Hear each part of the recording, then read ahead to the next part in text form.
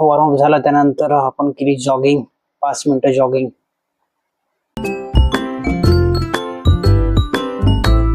हे आहे आमचं ग्राउंड भाई. इथे कोणीच का बरं नाही दिसत आहे, कारण आपण लेट आलो बाई. आपण लेट आला आणि ज्ञान देतोय.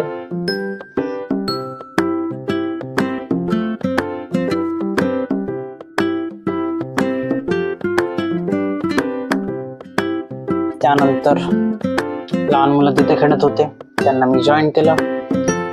हात फिरवले. लहान मुलांसोबत लहान होण्याची मजाच वेगळी, मजा येते यार.